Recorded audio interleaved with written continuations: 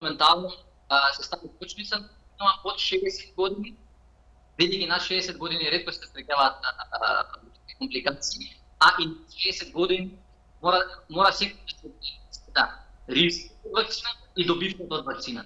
Над 60 години луѓето имаат многу поголем ризик од смртност од инфекцијата од вакцината. Друго нешто што мора да се земе во предвид е, ние се концентрираме само апсолутно на вакцина, за AstraZeneca, ваква вакцина, таква вакцина.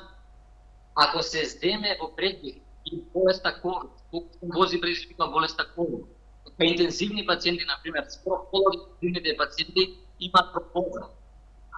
Па дури до 25% случаите заразни со инфекцијата развиваат некој вид на значи тоа мора да се има во предвид.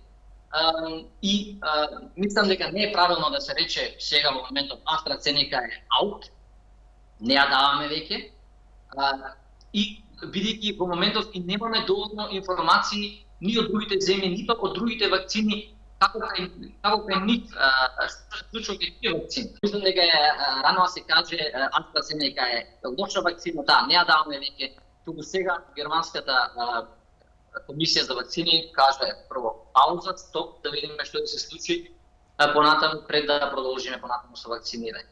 И вакцинирањето продолжува нормално понатаму со други вакцини. Секој лек, секоја вакцина има можни ризици. И секоја работа за да се измери што е поголем ризик вакцината, болеста и слично. Така, кој е фаворитот на вакцина кај германците? Која најмногу се користи? Ете, што велат статистиките таму?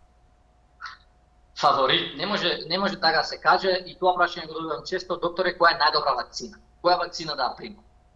Најдобра вакцина. Тоа е стварно тешко да се каже, најдобра вакцина во која смисла да го примам.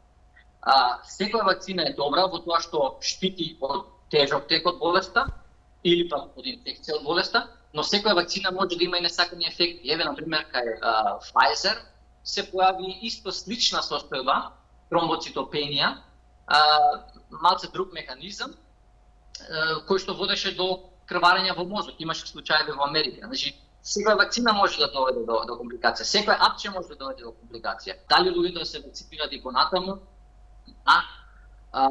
Тоа е едино оружје моментално. Сега гледаме дека британската варијанта се има сама, ќе има секој ќе сама. Значи, ова е едина апче што ја имаме.